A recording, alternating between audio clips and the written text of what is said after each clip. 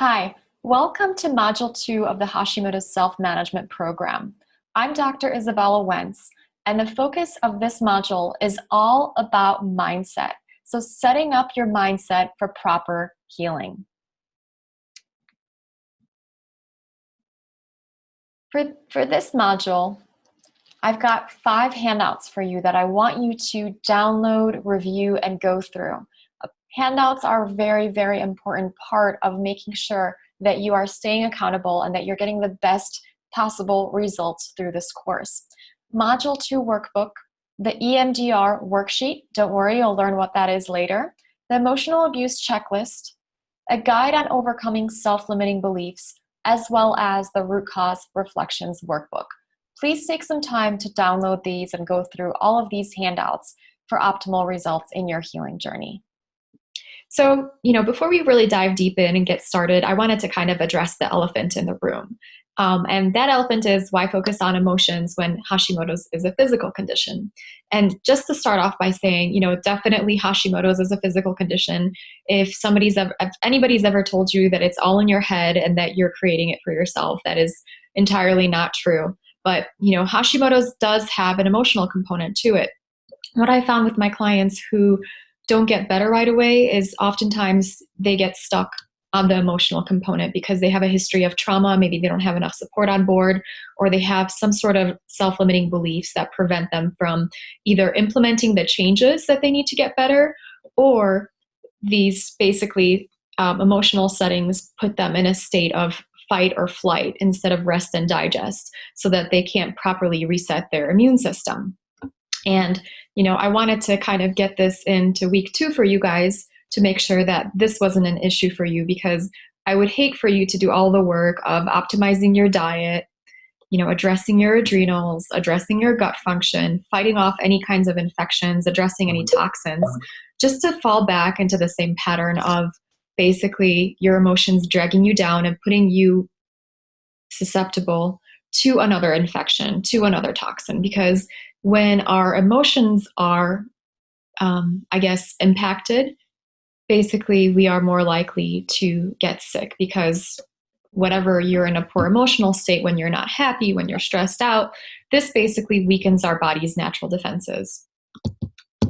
So why do emotions matter? And, going back to what setting your body's in, is it in a rest and digest mode, which is actually the mode where your body does most of its healing?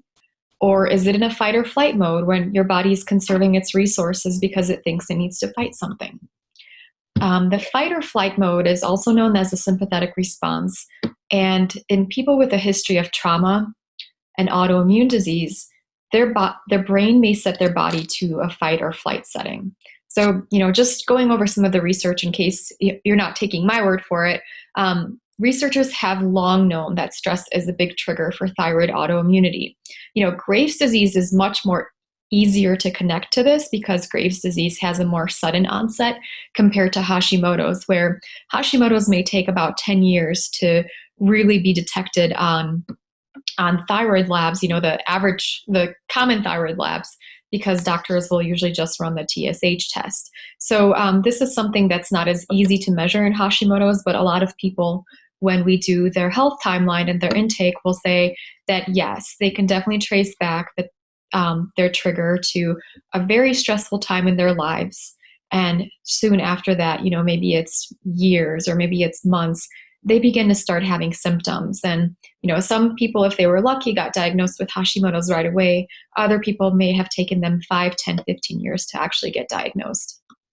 So, child sexual abuse has also been connected with an increased incidence of thyroid abnormalities, as well as post-traumatic stress disorder. People who have had a history of sexual assault have been found to have higher rates of breast cancer, arthritis, and thyroid disease compared to people without a history. People who have had traumatic childhood experiences were more likely to develop autoimmunity in adulthood.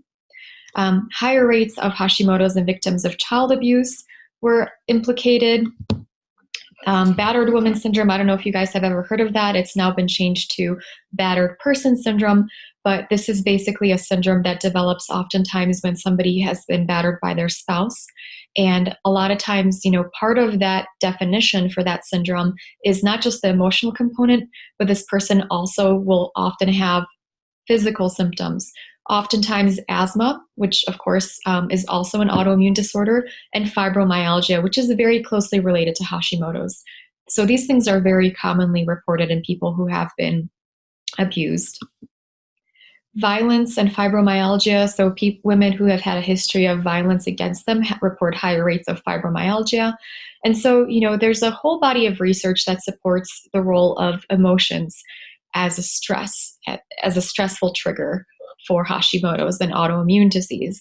And, I can't really prove this scientifically, but perhaps Hashimoto's and Graves' disease is a way of the body to adapt to its environment. So it's sort of a protective mechanism because our bodies want to survive. It's kind of an evolutionary thing that we are trying to do our best to survive.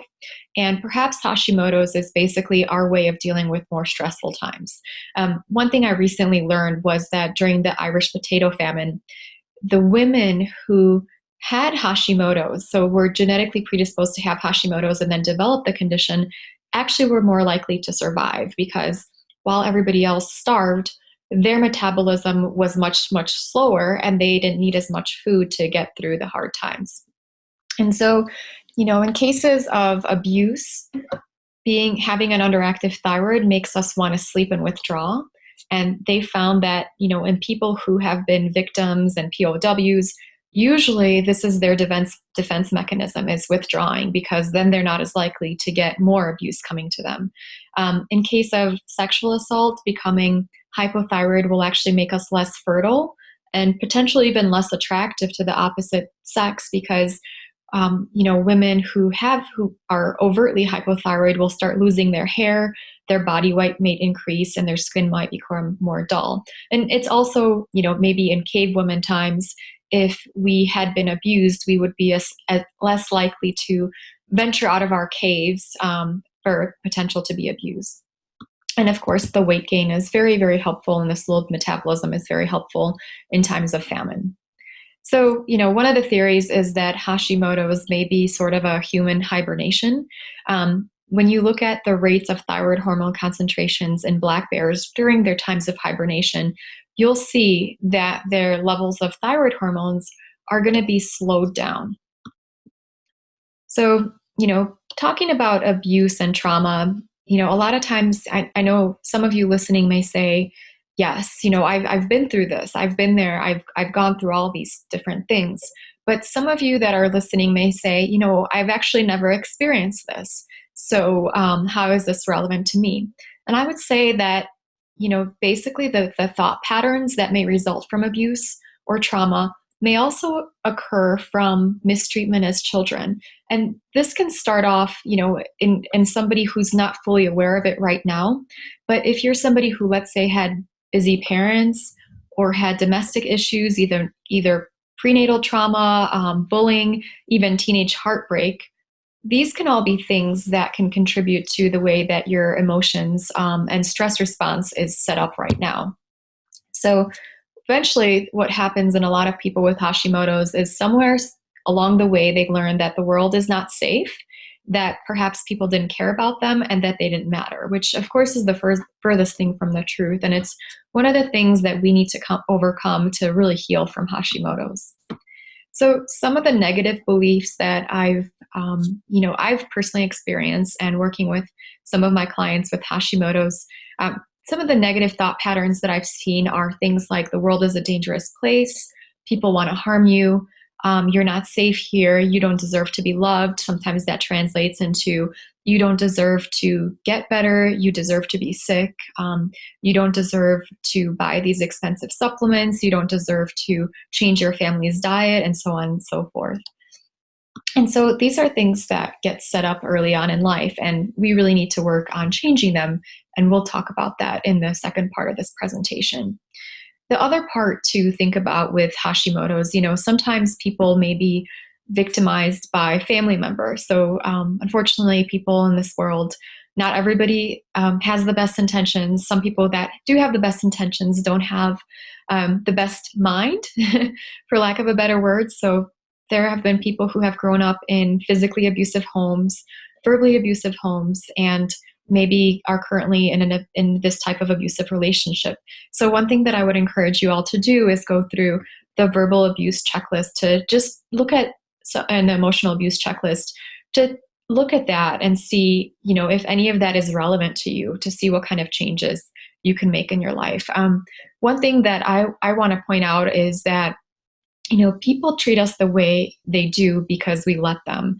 And I know this is a very, very hard thing to hear if you're currently going through abuse from somebody else, but it really is up to you to get that person to stop. And so another thing to think about is how you're treating yourself. Is the abuse that you're experiencing, is that coming from somebody else, or is that coming from you? So perfectionism is a very, very common trait found in people with autoimmune disease, especially Hashimoto's. And my recommendation for you is don't let anybody beat you up, especially not you. So be kind to yourself. Take the same precautions with yourself that you would with a baby sister or a very precious pet or a very precious child.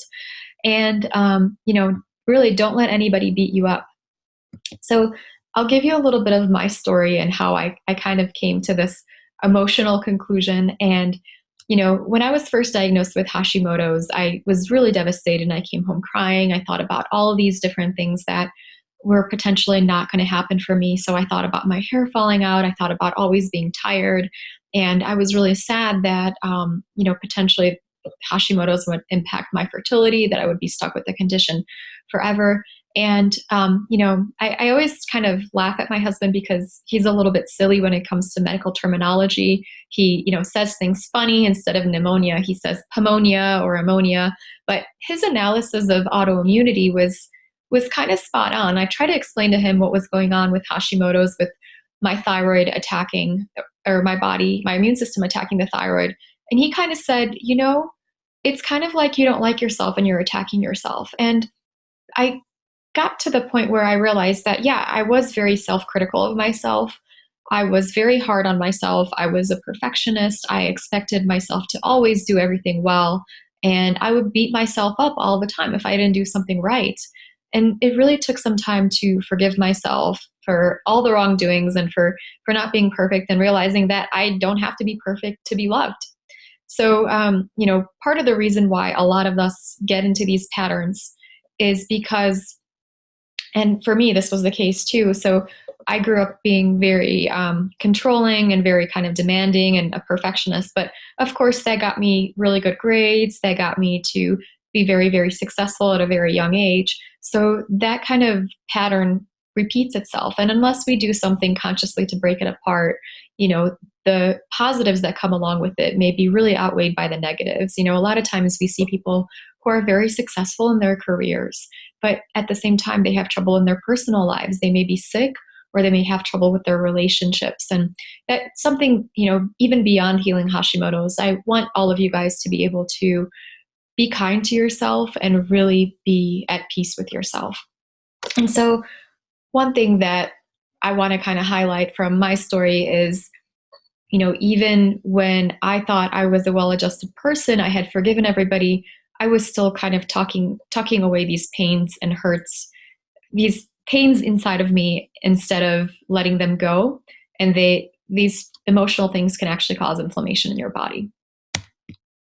So the power of stress reduction. I got a 3-star review on my book, Hashimoto's The Root Cause. And this person basically said that they were cured and that they didn't even need to do anything that I recommended in the book. Basically, they just got rid of stress. And so, while I don't think it's as this simple for most people, I do think most people do have to make lifestyle change. Reducing your stress is going to be very, very helpful to you.